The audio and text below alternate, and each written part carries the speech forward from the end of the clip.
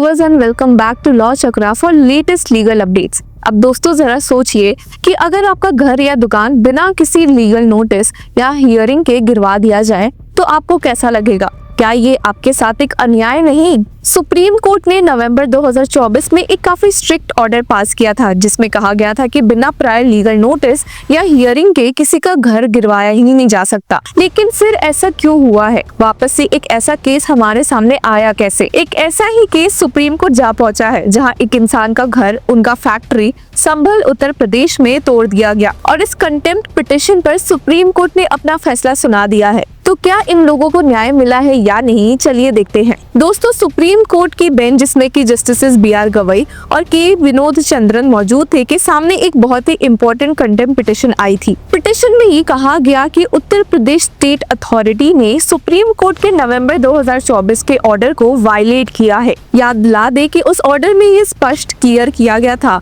कि बिना prior notice और बिना अफेक्टेड पार्टी को सुने हुए किसी भी तरह की डिमोलिशन नहीं की जा सकती। लेकिन यहाँ क्या हुआ? एक फैक्ट्री जो एक परिवार का एकमात्र रोजी रोटी का जरिया था, उसे तोड़ दिया गया बिना किसी लीगल नोटिस के या बिना किसी सुनवाई के। तो दोस्तों, अब देखते हैं कि सुप्रीम कोर्ट ने इस केस में आखिर किया क्या उन्होंने उत्तर प्रदेश सरकार को स्ट्रिक्ट एक्शन लेने को कहा है? तो जवाब है नहीं। सुप्रीम कोर्ट ने ये कर केस को डिस्पोज कर दिया कि विक्टिम को इलाहाबाद हाई कोर्ट जाना चाहिए। जी हाँ, आपने सही सुना। सुप्रीम कोर्ट ने लिबर्टी दी है पिटिशनर को कि वो इलाहाबाद हाई कोर्ट का रुख कर सकते हैं। The bench stated, we find that the issues can be best addressed by the jurisdictional high court.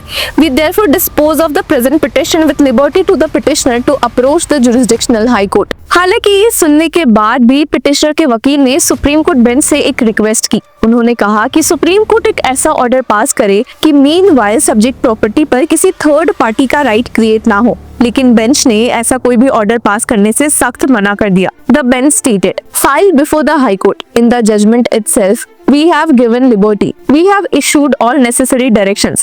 In case there is any breach, the jurisdictional high court will be entitled to entertain. अब सवाल हमारे सामने ये उठता है कि जब supreme court ने ऐसे केसेस में एक स्ट्रिक्ट गाइडलाइन पेश किया हुआ है, तो ये केस वापस से इलाहाबाद हाई कोर्ट भेजने का लॉजिक क्या है? सुप्रीम कोर्ट के नवंबर 2024 के गाइडलाइंस काफी क्लियर थे। चलिए देखते हैं। पहला तो ये कि बिना शो कॉज नोटिस के कोई डिमोलिशन नहीं हो सकती। दूसरा, अफेक्टेड पार्टी को पर्सनल हियरिंग का मौका मिलना चाहिए।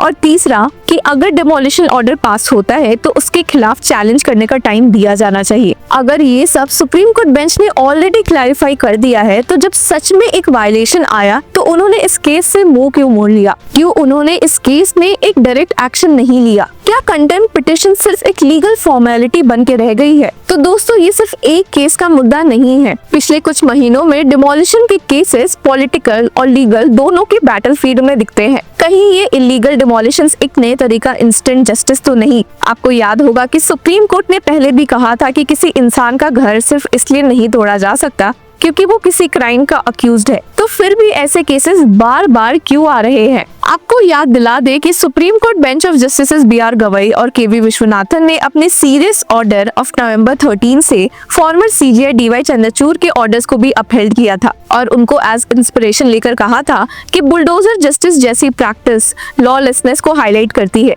और ऐसी प्रैक्टिस बिल्कुल भी एक्सेप्ट नहीं की जा सकती। इस फैसले से जस्टिसेस बी.आर. गवई और के.वी. विश्वनाथन ने सेंट्रल गवर्नमेंट से लेकर स्टेट गवर्नमेंट्स को एक क्लियर वार्निंग दी थी कि आप जुडिशरी का रोल अज्यूम नहीं कर सकते। जजमेंट में पहले तो कहा गया था कि एक पर्सन को अक्यूज डिक्लेयर करने का पूरा हक सिर्फ जुडिशरी के पास है और ना कि एग्जीक्यूटिव के पास, और जिसमें फर्दर एडेड था कि the executive can not become a जज and decide that a person accused is guilty and therefore punish him by demolishing his residential commercial properties. Such an act of the executive would be transgressing its limits. Supreme court का ये order जो साफ state governments के खिलाफ था, judiciary में लोगों की तारीफ सुन रहा था, जिसमें कि इस जजमेंट के आने के तुरंत बाद ही सीनियर एडवोकेट कपिल सिब्बल ने इसकी तारीफ की थी। और वहीं सीनियर एडवोकेट प्रशांत भूषण ने ट्वीट करते हुए कहा था, fantastic judgment of the supreme court on punitive demolitions which were demolishing the rule of law. Supreme Court has ordered that no demolitions without provable notice of at least 2 weeks, hearing the noticee and giving him at least 15 days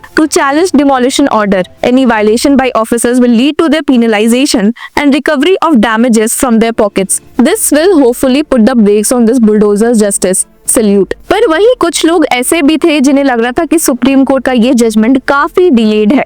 इस list में famous journalist Saurabh दास शामिल थे, जिन्होंने tweet करते हुए कहा था कि that it took the supreme court years to see this after 1,50,000 homes were raised and 7,38,000 left homeless is a tragedy in itself. The court has finally spoken. Now it needs to walk the talk. 5 to 10 examples of action against officers will ensure that the rule of law is firmly established in notorious states like UP and Madhya Pradesh. The courts must act without fear or hesitancy. In criticism के अलावा एक point जो और add की जा रही थी supreme court के जजमेंट की तारीफ में, वो था कि भले सुप्रीम कोर्ट बेंच ने कहा है कि सिर्फ एलिगेशंस और कन्विक्शन के बेसिस पर किसी का घर नहीं गिराया जाएगा, पर अगर किसी के घर के खिलाफ डिमोलिशन ऑर्डर्स पास भी हुए तो भी state governments proper law process को फॉलो करके इविक्शन करेगी, और ऐसा नहीं कि आधी रात को आकर उस घर से निकालते हुए उसका घर बर्बाद किया जाएगा। जस्टिस BR गवई ने अपने जजमेंट में स्टेट किया था, it is not a happy sight to see women, children and aged persons dragged to the streets overnight. Heavens would not fall on the authorities if they hold their hands for some period. लेकिन अभी इस current case के मामले में हमारे सामने एक बड़ा सवाल आ गया है कि जब सुप्रीम कोर्ट खुद गाइडलाइंस दे रही है तो इनका इम्प्लीमेंटेशन कौन इंश्योर करेगा?